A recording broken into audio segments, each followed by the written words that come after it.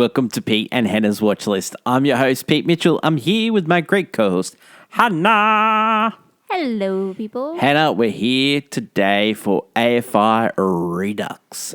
But why is it called Redux? Well, we're going through the first list, and then we're going to add favourites from our lists that were nominated, and then we're going to do new movies. So that's why it's called Redux. So AFI, not dead, still going. Yep. So on today's show, we are going to review movie number 99 on the original list, and it is called Guess Who's Coming to Dinner. Ooh. Hannah. Yeah. Have you seen this movie before? Yes, I have. Where did we watch it? We own a physical DVD copy. We do. Of it. We do. Yes, We do. We do. Elevator pitch. Your daughter brings home a new fiancé out of the blue. Yeah. And he's not what you expect. Definitely not what you expect. This movie is directed by Stanley Kramer. Stanley Kramer, famous for On the Beach, also Inherit the Wind, and Judgment at Nuremberg. Hey. Who also starred Spencer Tracy as well. Speaking of Nuremberg, we're seeing a new version of that this week with Russell Crowe and Rami Malek. Yeah. Written by William Rose. Yeah. William Rose wrote Lady Killers, which was later remade by the Coen brothers, starring Tom Hanks. It's also, he did It's a Mad, Mad World, which was also starred Spencer Tracy, good comedy there, and The Russians Are Coming. Produced by Stanley Kramer. Cinematographer was Sam Levette, and Sam was known for Anatomy of Murder with Alfred Hitchcock. The Defiant Ones, Cape Fear, the original. Oh. And this movie. Robert C. Jones was the editor. He did It's a Mad, Mad World. He also did Coming Home, which is a Vietnam movie. Starred John Voight and Jane Fonda. Guess Who's Coming to Dinner. And Days of Thunder. He did Wow. Days of Thunder with the great Thomas Cruise. Of course, your fave. Sure. Yeah, you love him. Music by Frank DeVold. The movie was distributed by Columbia Pictures. The release date was December 11th, 1967. Important date in history. Running time was 108 minutes. Budget was $4 million, and huge box office success, made $56 million. This film was one of the first to depict interracial marriage in a positive light. Yes. Historically, had been illegal in many states, but just before this movie was released, 6 months actually before it was released, the Supreme Court struck down in the famous Loving versus Virginia, and that later became a movie which starred Joel Edgerton.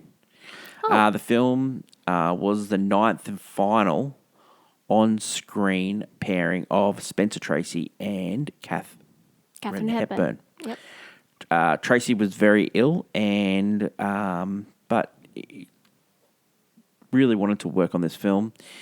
Struggled to get insurance. Katharine Hepburn ended up making it happen, and following filming 17 days,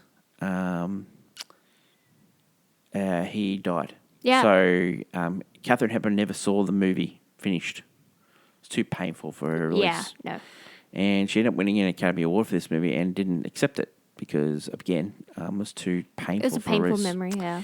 Those two had a long-standing affair. It was not, yes. Yeah. Because he was married to Yeah. another woman and she refused Yep. any sort of divorce. So the two of them had a very, everyone knew kind of thing Yep. about these two, Catherine and Spencer Tracy. So Spencer Tracy wasn't on the 10-year Revisited, but he was a famous actor, a lot older than Katharine Hepburn. They starred in great movies such as Pat and Mike, also Desk Set, and famously depicted in The Aviator, in the Howard Hughes movie. And what a great. We had Catherine Hepburn on the list. For Bringing Up Baby. Also, And Philadelphia Story. also African Queen. African Queen. She's one of the best actors. Won Academy Award. The most. She's won the most. Yeah. For a female. I mean, and she was amazing throughout her entire career. Yeah. She's very good in this as well. Yeah. Sidney Poitier, we had him on the list for In the Heat of the Night. They call me Mr. Tips. He hasn't stopped. I love that movie, and I love Sidney Poitier. I love Sidney Poitier. I think I told the story about it, how much I loved Sidney Poitier when I was growing up as a kid, and To Serve with Love. This, also In the Heat of the Night, also The Jackal, where you started with Richard Gere as FBI agent. No, You got Catherine Horton, who played Joey in this movie. So you got the Draytons, that was Spencer Tracy and Catherine Hepburn. You got Dr. John Wayne Prentice, played by Sidney Poitier. Yeah. Joey Drayton. Joey still acting now. Catherine, And she was in a TV show called Mr. Mercedes. Started with Brendan Gleeson. So still acting.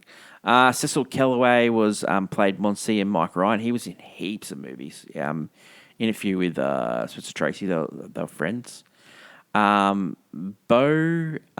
Richards, who played Mrs. Mary Prentice. She was a stage actor. She acted in TV shows. Did a lot of stuff there. Roy E. Glenn Sr. He played Mr. John Prentice. He was in that famous movie Porgy and Bess. Ah, yes. Porgy That's and what it Bess. was. I was like, yeah. Yeah. Isabella Sanford played Tilly, and I believe. Let me just double check my research here. I think she was in The Jeffersons. Let me just check. Ooh. But yeah, talk about your relationship with the Catherine Hepburn and Spencer Tracy movies. Ooh, I don't know about that. I've never been a lover of Spencer Tracy at all. I actually don't like him. Really? I don't think don't enjoy his screen presence. I've never enjoyed his acting. Maybe I just haven't seen enough movies where I'm like, enthralled by him. But to be honest, Catherine Hepburn, usually that's what I'm there for. Those movies are charming enough, but I don't think the reason I don't like them is I don't like them together. And I actually don't like them together. And I think it's really weird that they were together. Is it because he was married? And I do not like, that it's wrong. It was very much so. Yep. But I will go with just the fact, I don't know, Spencer Tracy doesn't, I just don't like his character. I don't think this movie doesn't change it for me at all. But he's an interesting person. He was, a lot of people did love him though. Yeah, a lot of people do love him. It reminds me a lot of Tom Hanks, and Meg Ryan give a lot of Catherine Hepburn and Spencer Tracy in their movies. And I don't always love Tom Hanks. But there are moments where I do like Tom Hanks, but I don't always love him. He gave Snowman in this one. Snowman. He played the Colonel in Elvis. So she was the lead actress in The Jeffersons. So she's great in this as Tilly. Yeah. So this movie was suggested as from a pair of contemporary cases that influenced marriage. When Rose was writing the script, Peggy Cripps, an aristocrat debutante whose father had been a British cabinet minister and whose grandfather had been the leader of the House of Lords, married an African anti-colonist, Nana Joe Appa. They established their home in Ghana, where he subsequently held office as a minister and an ambassador. Oh. The other was Ruth Williams and her husband, Casey Kamer. They were engaged in a struggle of their own. Their union also occurred in the immediate aftermath of World War II and led to a storm of comment that snowballed into an international incident that saw them stripped of their chiefly titles in their homeland and exiled to Britain. They ultimately returned to Kamer's native Botswana, and he was the inaugural president, and she was the inaugural first lady. Wow. Okay. So there you go. That's Whoa. how they came about for this movie. You got to remember that Katharine Hepburn and Spencer Tracy were big Democrats. And in this movie, there's a picture of FDR on the desk. I did notice that. And It's they huge. were... one thing he really wanted to do this movie was he wanted to show that love is love. And... Yeah. This is the white savior. Yeah. This is the, this movie walked so Drive Miss Daisy could run. Green Book. So if you're not a fan of those movies, you're The probably Help. not going to like. Yeah. The Help is definitely. Good. So there's a lot of. There was a lot of flack about this movie, right? So when this movie first came out, it actually did a lot better in the South than they thought it was going to. And it just goes to show that people just like a good movie. But later there were a lot of criticism and it actually got taken off the list and we'll talk about this towards the end when we're doing our, should this made the list, the 10-year revisit list, but it got taken off the list. And one of the reasons was this criticism for the stereotypes of black people that were represented in this film. And also the fact that Dr. John Wade Prentice was perfect. And so the only way that the Draytons would approve the marriage that it needed to be a perfect person. So I don't think that's the point. When Matt Drayton goes into his big long speech at the end, That's a weird he made it it's about love, and that's why he was wanting to approve the marriage because he could see that they were in love. And it wasn't that he was accepting the fact that that guy's an accomplished doctor. Yeah. It was, but I get I guess the pretense of the whole. The only reason they're not accepting is because of his color, but he's like the perfect version of someone. But you have like the maid very much say that, almost like marrying into white privilege. Like he's choosing to do that. Looks so rich, like but he himself, like even though he came from humble beginnings, he's made like a significant name for himself. Yeah, yeah. So I honestly, he's well to do as well. She would be marrying well. So it didn't. I get criticism, but it's still a weird. It just goes to show like way of thinking. Even the two black parents, he was like a retired mailman, but back in those days, the middle class were upper echelon. Like if you had a middle class job, you did well for yourself. You were able to put a son through college and all that. But now they just can't do it. But let's talk about the Draytons. The Draytons were rich. Like they made their one wealth. was that owned a newspaper, and the other an art gallery worked in a gallery, and the paintings on the wall like absolutely outstanding. Their house, immaculate, overlooking San Francisco Harbor. They had a maid that looked after their child, their child's entire life. Yeah. So they had money. They had good money.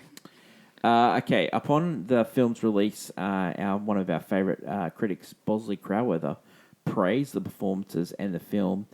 A most delightfully acted and gracefully entertaining fashion, much in the manner of a stage drawing rom comedy.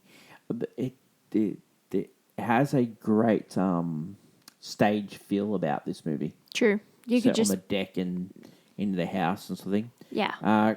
Crowther also wrote that questions raised by the film should be set aside, will only tend to disturb the euphoria and the enjoyment of the witty and glistening film. Okay, sort of go into it, right? Hollywood and in TV and film have always pushed the boundaries when it comes to social norms. And the reason why it's really important in art, we wouldn't have got a better outcome for race in the world without film and television. And even Martin Luther King and all those guys said that it's really important that the media showed... Reflect change? Yeah, reflect change. Yeah. Another big change that has happened in the last 20 years has been the portrayal of homosexuals in the media. Yeah. And how important We've been trying to get there. how important that was in the fact that we've got same-sex marriage. And Yep. there's no doubt we wouldn't have got that without the support of the arts and the support of film and television and showing the important portrayals of same-sex couples, also, same-sex people in the whole world. Like, it's funny how, like, we've gone from, like, mid-90s where Ellen came out on national Which was a television, shock, yeah. which was huge. And And now, like, it's like it's social norms, people. yeah, some people probably don't even remember or even care that she did, Like you get from like in the movies in the 60s and 70s where it was like socially depravity to be homosexual, and then you get in the 90s where we're learning that slowly. learn that you're born that way. You don't get to choose.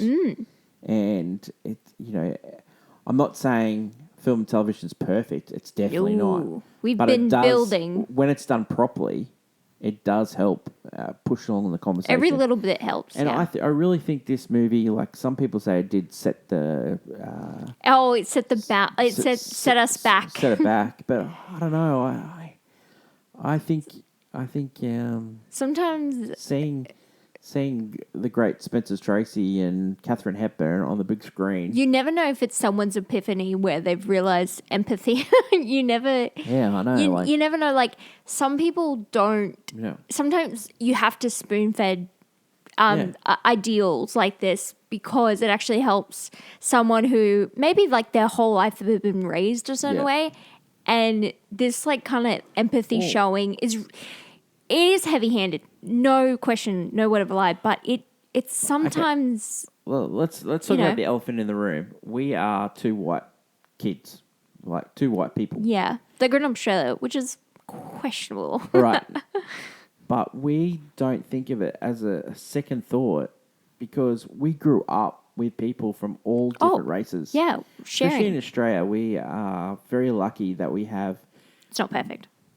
No, but we're very lucky that we grew up with many different cultures, and so it's not a big deal for us. Yeah. I played football with like many different races. I played. I want to play the card. Went to school. I have some when you hear a white person say some of my best friends. Well, that's true. Like some of my best friends in the world are from Fiji, from New Zealand, like all different cultures, and I'm very lucky. Like one of my best friends in high school was from Vietnam, and he got here because his parents brought him out when he was a little kid to escape communism. And, you hear stories of them being on boats and stuff like that. And so when you hear that stuff, it's lived experience. And so when people have just lived all their whole life as white people and they haven't seen anything else, but then they watch a movie. Now, I know this is... Can you paint with all the colours of the wind, my guy? I know this is really simple, but this is how it does change, and movies can change things, and that's why I love the medium. That's why that's why we do this podcast, because we love the medium so much. And when it's done properly, when it's done really well, it's amazing. Make change. And I will say this one is. I know Drive Miss Daisy gets a lot of gunk. And Green Book. Oh my God, that Green guy. Book gets a lot of that gunk as gets well. a lot of gunk. But it's a story about two people that, one's white, one's black, and they just become friends. And, In a time where people would objectify that, like go, that's not right. Yeah. And So that's what I'm just trying to say is that doubles as my hot take as well. yeah, Movies are so important that, you can, if done properly, it can change the world. And I'd like to see this. I like to see that movie in this sense. Now, when we go through scene breakdown, we're going to poke some fun at some scenes. Yeah. But before that, let's talk about the Academy Awards. Yeah. And Best Picture was nominated. Best Director nominated. Best Actor for Spencer Tracy. End up going to Rod Steiger for In the Heat of the Night, which Good choice. Best Actress went to Katharine Hepburn. She didn't turn up for the award. She was Yeah, it was too devastated. Best Supporting Actor nominated for Cecile Kellaway. He's great as Monsignor. Bo Richards. She was fantastic in this movie. She was great as Mama Prentice. And then Best Story or Screenplay went to William Rose. He ended up winning. Yeah, I see. Art Direction, Editing, and Best Song or Song score. Frank Dollett, he was nominated, but did not win. I will say that this movie looks fantastic. It looks brilliant. Yeah. Should it have won any of those awards that it missed? No. I don't. I mean, it's just one of those years. I think we're pretty good there. I wouldn't have given it to Spencer Tracy. Wouldn't have. Rod Steiger was good in here tonight. Rod Steiger, I mean, like, I love Sidney Poitier in both. So it's just, I wish I don't think he was nominated. He wasn't. He wasn't nominated for this. Yeah. But I think was he nominated for supporting actor in The Heat of the Night? No, he would have been lead actor in that movie. Yeah, no, he was because it was against him and Rod Steiger, and we would prefer. I would prefer Sidney Poitier, but just for both, like give him for both. Yeah, so Rod Steiger ended up beating Warren Beatty, Dustin Hoffman, that's it. Yeah, Paul Newman for Cool and Luke, and Spencer Tracy for Guess Who's Coming to Dinner, and Cecil got beaten by George Kennedy for Cool and Luke. If they were redoing that one now, I would think Paul Newman for Cool Hand Luke should have won that for that. He was great in that movie. Despite your love affair of The Graduate, but okay. Katharine Hepburn beat Anne Bancroft. Faye Dunaway for Bonnie and Clyde. What a great year for movies, actually. Yeah. Yeah. You know what? When you say Anne Bancroft, and I've seen The Graduate now, I probably would have given it to her. If I was redoing... Just because I love Catherine, but she's doing a performance that is, I'm so devastated, but my partner is dying in front of my eyes more than so is she emotional about the film itself. If I was redoing the Oscars now, but Bo Richards for Guess Who's Coming to Dinner, that scene on the patio... Oh, she does a good job. I can't believe... She only has a small amount. I didn't rate that performance at all. Cinematography went for Bonnie and Clyde, no doubt. That was the right direction. Sure. Mike Nichols for Graduate. Yeah, Graduate, yeah. Unbelievable. That was so good. But in the winner of the Best Picture was In the Heat of the Night. Yeah. Which is another movie about white guys and black guys getting along. It was, it was about race as well, but it was more... Yeah, about a town. It played with it a lot more. I would say I wouldn't say unique, but I would say it played with the themes a little bit more. I wouldn't say nuance either. I just say it didn't just go, here's the medicine with some sugar on it. It was like there's some depth. There's a mystery here. Unravel it as well as, uncover the racism of the town kind of thing. Reaction to this film recently, Rotten Tomatoes 71, Letterboxd 3.8, IMDb 7.8. Rotten Tomatoes 71, that's pretty low. So this film was 99 on the original AFI Top 100. For Passion, number 58. It's a weird choice. And 100 Cheers was number 35. Oh, There was yeah, a that makes remake sense. of this movie in 2005 where Ashton Kutcher played the white guy coming home with parents, and Bernie Mac. I've never heard of this. Yeah, it's called Guess Who, and Bernie Mac was the father, and the daughter was Zoe Saldana. I'm pretty sure. Oh, wow. Okay. Whoa. Yeah, not great. Well, there was also that, what was it? The Jonah Hill one? Was it Jonah Hill? Yeah, Jonah yeah. Hill and Yeah. Eddie Murphy played the father. Yep. Very recently, it was a Netflix movie, and they just played into the comedy aspect. They did not care for the actual, the actual romance or of the story, it was just played for comedy, for laughs of like, Yep. your daughter is getting with a white guy, Oh, he was Jewish as Yeah. well, so that added a more comedy layer to it, to anything. Yep. Yeah, I don't think anyone really plays with the themes. They just go for straight comedy now Yeah. of the whole scenario. Yeah. Yeah. Which I remember Guess Who? It was a big deal at the time. The song that gets played throughout this movie, "The Glory of Love," is a song that was written in 1936 by Benny Goodman, and Benny Goodman's version was #1 pop hit. The song was re-recorded by Jacqueline Fontaine on camera, and became the theme song for the 1967 movie Guess Who's Coming to Dinner. It was famously used again in 1988 by Bette Midler in Beaches, and also featured on the soundtrack, and is played at the start of the Beaches. movie, which is fantastic. Love that rendition from Bette Midler, where she plays it real smooth. It's really good. I've already given my hot take today. Hannah, your hot take for Guess Who's Coming to Dinner? My hot take is obviously not so much the fact that, it doesn't matter if you're black or white. It matters the fact that there's a giant age gap in between these two. Yeah, there is. So they he's establish 38? 37.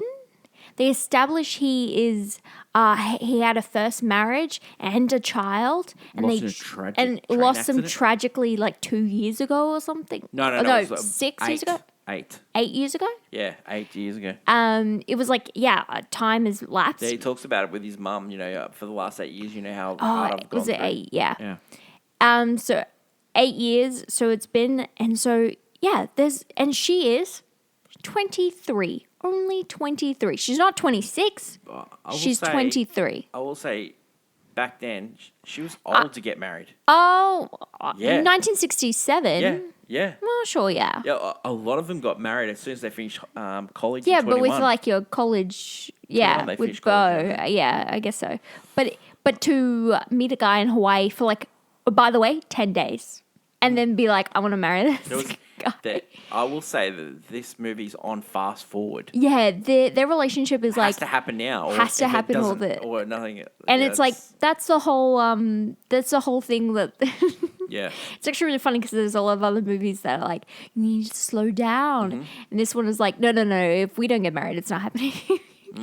Even establishing he actually wants to wait a week till she shows up because he's going away to Geneva. And he's going away that night, so they need the permission that night, or it's not going to happen. And she's going a week after. It's not until her friends point that out. Why don't you just go together? He's like, oh no, because he wanted. It's sort of like an out. He wanted an out because he doesn't want her. Because if he's with her, their life has to start then.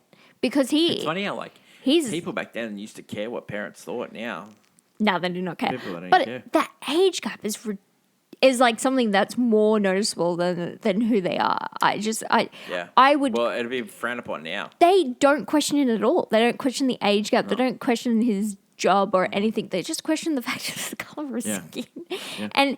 And at the time, it was worrisome because they were going to face a lot of ridicule. I mean, even now, people do sometimes, people still struggle with it. No, you but get back more then ridicule. it was Mate, horrible. you get more ridicule for age than you would race. Yeah, now it's age. People but when you're this age, your kid's gonna be this age. Age is way more important now for some reason. wow, we have. I think it's important. I think it's really do. important. But in this film, they do not care about the age. No. Or the fact he was married. It was just literally. I don't have a problem with the fact he was married because he lost his wife. Like, He lost his wife and yeah, kid. yeah. What are you going to do? But 10 Maybe days. she was putting him 10 back days together. in Hawaii. You're in Hawaii. You're not at home meeting this guy. You're I in don't a. think it matters. And when you fall in love, you fall in love. I know, but you're on vacation for like 10 days. But you fall in love. Yeah, but these two, and then they're like, no, I got to get married straight away. I'm the romantic, guys. I'm the romantic.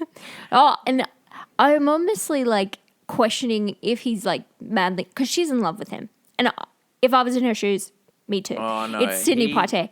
But then at the end of the film, the end of the film where he communicates how much he loves this woman, I'm like, he's so good. He's very good at this movie. Sidney Poitier is my favorite person. Yeah. He's one of my favorite people ever to exist. Him and the mum, Mrs. Prentice. No, She's so good in this he movie. acts with his parents is just it's and the Sidney way he Poitier. tells his father off. Yeah, that would take its balls. I love the communication with him and his father, and it's more about just living in a different age. Like things are changing, and we need to grow with that. Yeah, it's something. It's beautiful. All right, before we get on to scene breakdown, I just wanted to say that this movie had an original title called Guess Who's Coming to Dinner Now?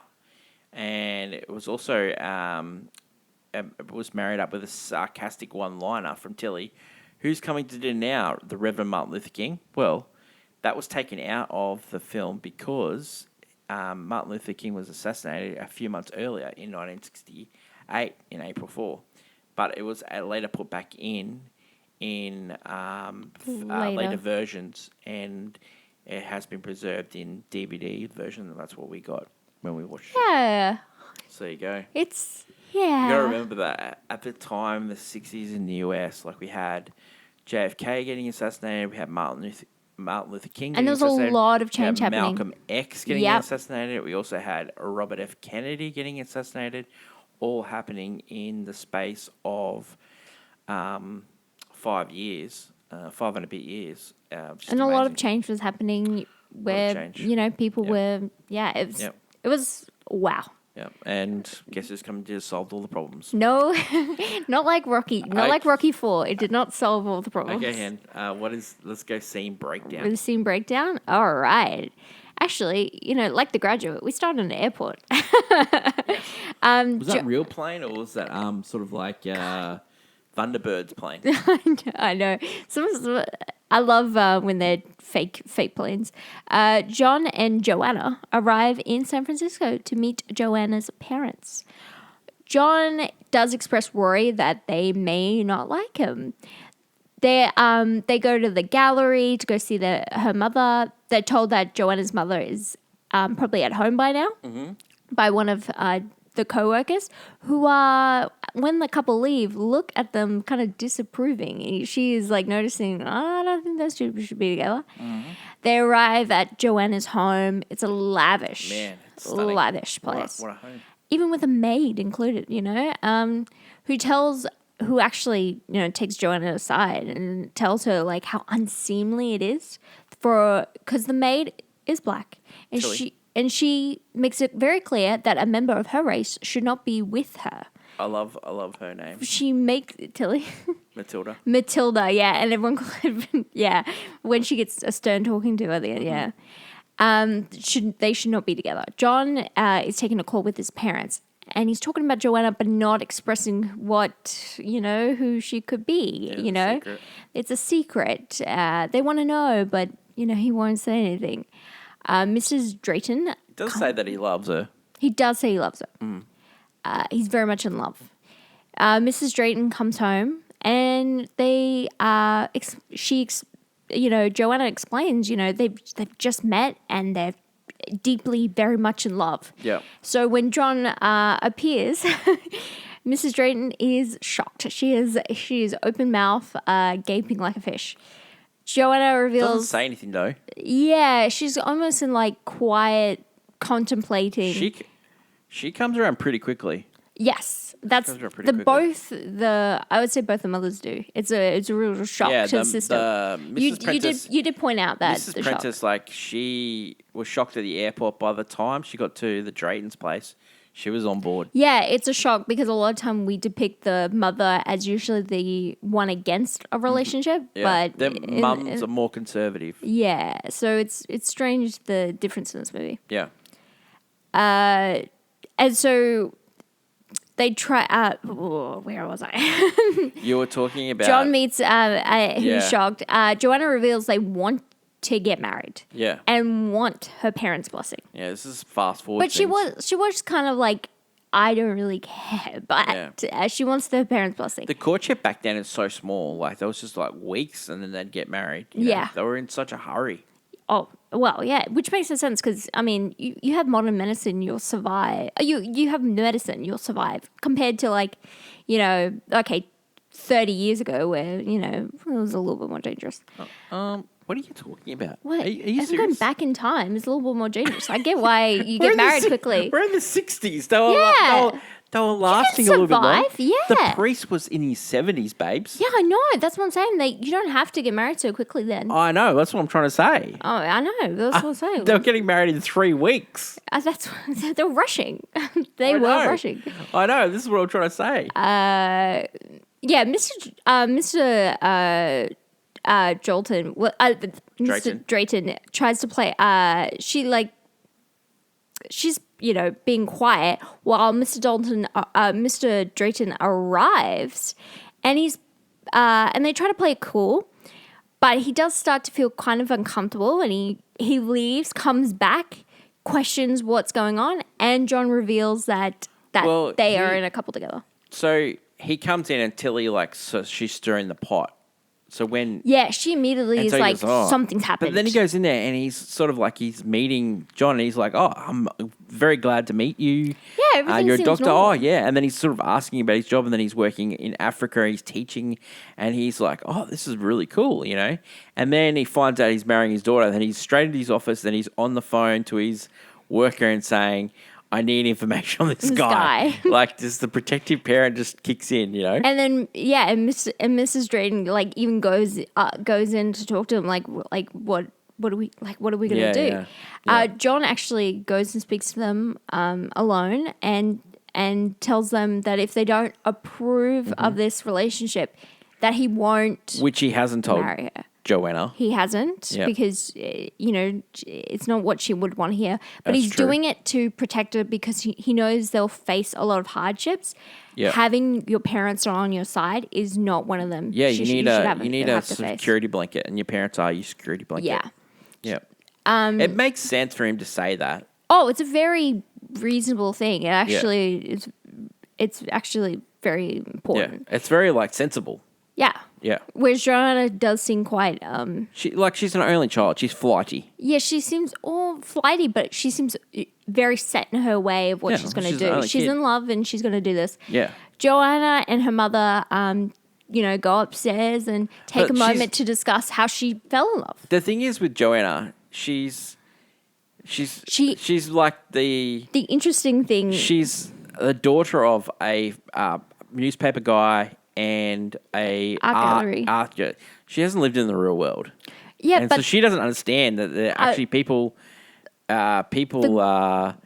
don't like black people. I don't think she understands that. the way they describe Joanna, her parents describe her. They're like, we raised her so right that she doesn't understand. Like, we raised her too good, almost. Yeah. Like they think because she doesn't, see the difference in Yeah, she in doesn't people. there's no evil in the world. Yeah, she's like, we raised her too well in a Give yourself way. a rap.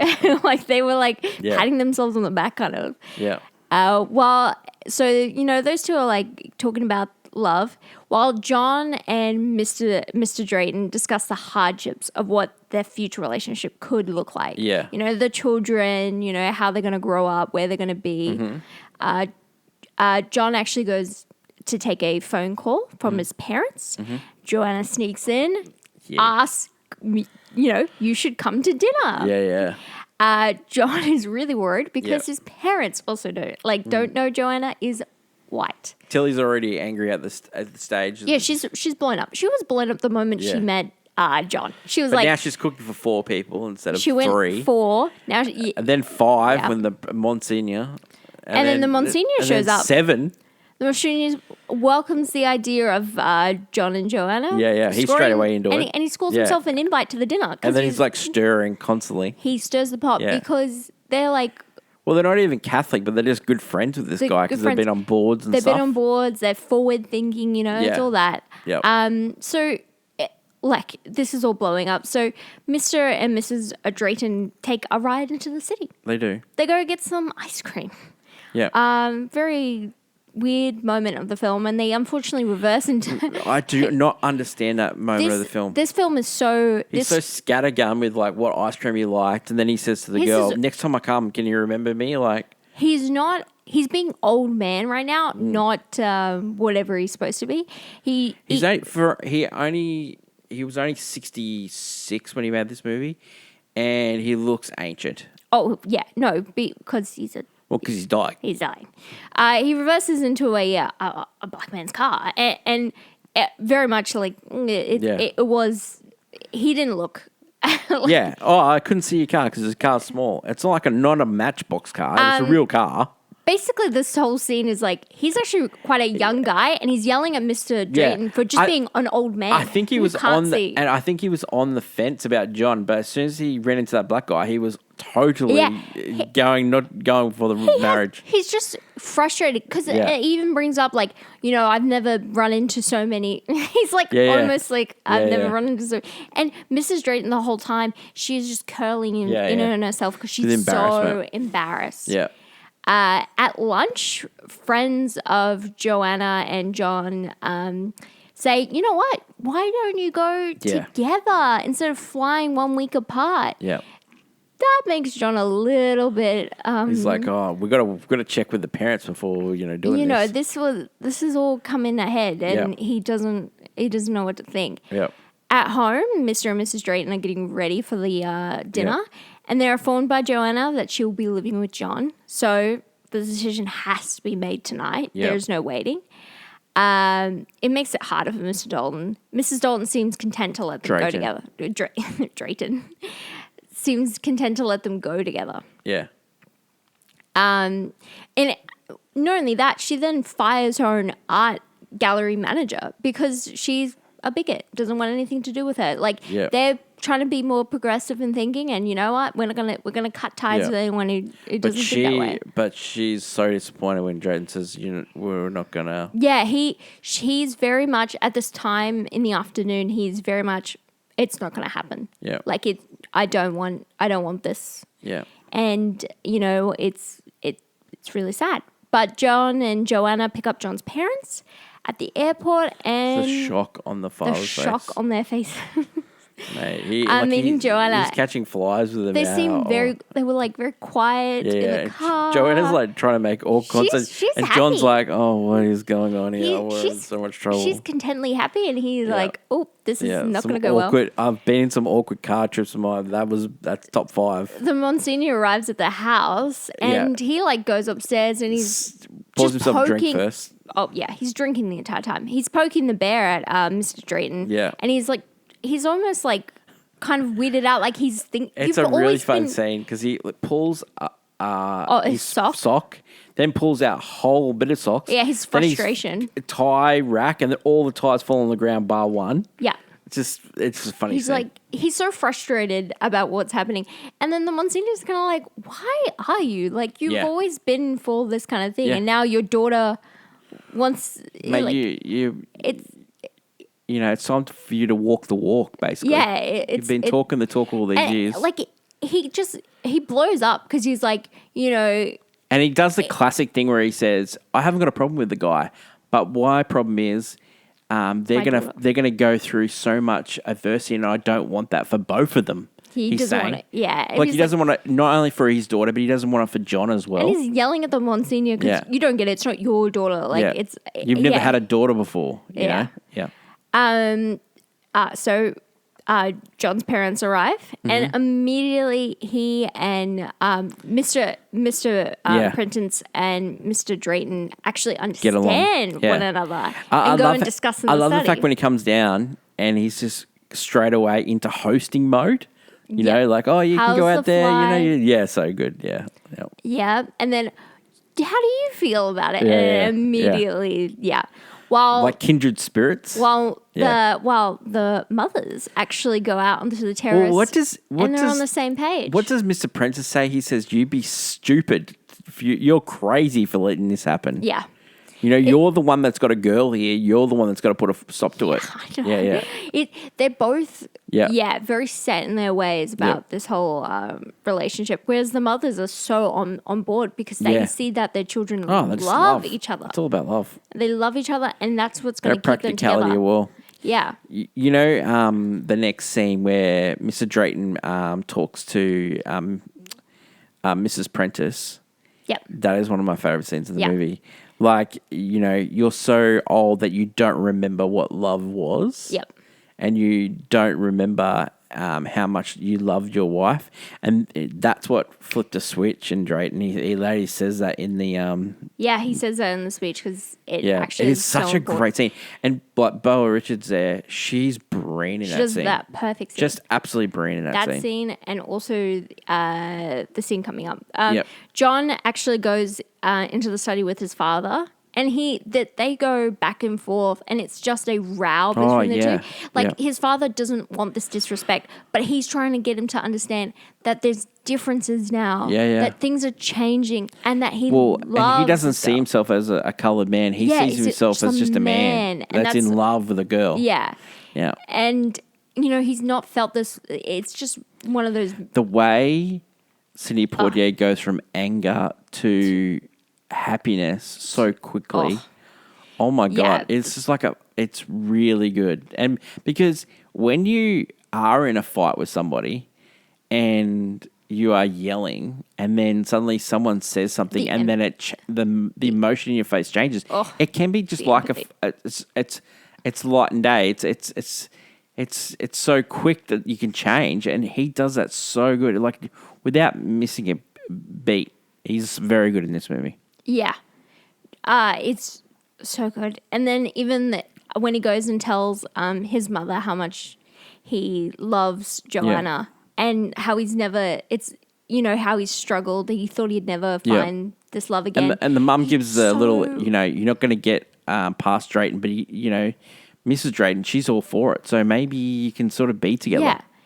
And I think that then Sidney Poitier goes, we're going ahead. He's realized, Yeah. I don't need I'm going to choose her. But all it takes a moment Just leading up to the speech. for his speech. Like he kind of like looks wistfully at the trees. Yeah, The yeah. Grove of Love starts playing in the trees. Oh my God. It's like little thinking music. And Yeah. then Mr. Drayton comes back. The way the and song's he played throughout the whole movie, it's just, oh my God. He reveals his decision about the engagement to the whole group. Yeah. He concludes that he does remember what true romance is. It's the only thing that someone got wrong in this tonight. He says all through they face enormous problems, they find a way to overcome them, Yep. and he will approve of the marriage, knowing Yep. all along he had no right to stop it. Yep. The families and the Monsignor are joined for dinner at the dining Monsignor's room. is there. He's like, oh, I'm so proud of you. Yeah. And then she's like, because like that time she's just crying all the time, Catherine Hepburn. It's because Spencer Tracy was dying. But he was like giving his last great performance. Like this is it, this is his last hurrah, and he does his job. You know what I love about that? When the Gloria Love's playing, Tilly's serving everyone at the table, and Mr. Prentice and Drayton, and he's got his arm around him, and he's like, I just had to do it, and he's like, and you could just tell he's just trying to get him to come around, and like that when he says, me, Mrs. Prentice, and my wife are going to work on your husband, and we're going to work on He's Mr. the Prentice final, to get him across the line. So I will say John's parents had about like an hour to 4 hours or something. Oh, it's so quick to get around Yeah. the idea of them Yeah. being together, whereas they had the morning. Basically, Sure, not much longer, but they haven't had much time to get around the idea of these two. Like, but that ice cream though. even if they were, I'd say, even if they were just, if it was just a average relationship, the fact that they just wanted to get married all of a sudden, it's just, it would be a shock. Like your daughter goes away and she's getting married. Like it is a shock. Then the shock. It wouldn't matter twist about of, race or anything like that. I just don't think it would. I love how we've we've definitely grown up where we don't care Yeah. about that. Where we're like, Yeah. so I'm more Well, confused with the fact that you found love in 10 days. The funny thing about Guess Who is it's not about race, it's about wealth. Yeah, okay. And Yeah. but in this one, they don't really wealth No. isn't a factor. Well, he's Because a doctor. he's a doctor. Well, he's Yeah. an accomplished doctor. Yeah. Not just a doctor, he's an Yeah. accomplished. Okay, Hen, doctor. Reasons 2. Reasons to Sidney Poitier. Yep. I Just love great him. performance. Love him. I love him so much. Reasons not to. Ooh. I just don't. I really hate that scene where he goes out and drives for ice cream. I hate that scene. Yeah, the heavy-handedness. Like, Just I give me- know why people are like downvote this movie because they don't Yeah. love being told. You know, it's It's the the kind white of savior It's and- white savior. Yeah. It's the whole mushy. You know, these two. Oh, I was a blubbering mess when I see it. It's made for a white guy, middle-aged white guy, and like I was in a I bloody don't- mess when he I did don't. that script. Like, I do you're when a Sidney middle-aged white guy. when Sidney Poitier is Yeah. saying how much he loves her because I'm Okay, in so love with the him. questions have changed here because it's not on the list anymore. Yeah. And it can't be higher. Why do you think this was dropped? And 2, did it deserve to be dropped? I just think it's unnecessary I'm- on the list. I'm really surprised that a Spencer Tracy's movie's on the movie. A Tracy Hepburn movie's on the list. I I'm think very they surprised. swapped actually. that out with Bringing Up Baby. That's Yeah. why, and Yeah. I'd prefer that. I also think, Spencer Tracy.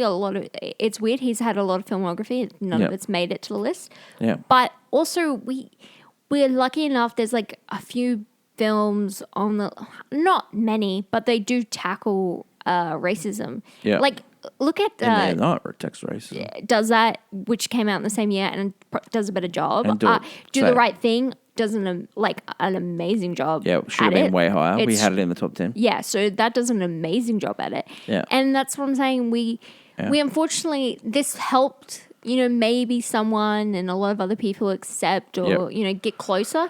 But it's definitely, we've gotten better. Yeah. Call me We've- Mr. Tips. Which is, if you're going to choose the films out of this year, we have that and The Graduate Would you and Bonnie and Clyde. So that's already on the list. So unfortunately, it needed to be dropped. That's would you just- would that's you what buy it happens. on Blu-ray? If they actually, it's We- actually really we got a hard. copy? Yeah. Yeah, I like. Plus, it's a good-looking film. I like. Would you watch this again? Yeah. Yeah, I've seen it Seen it many times. a couple of times. Yeah. Rating for this one. Ooh, what you think? I think it's Golf Club. Yeah, I was going to say that.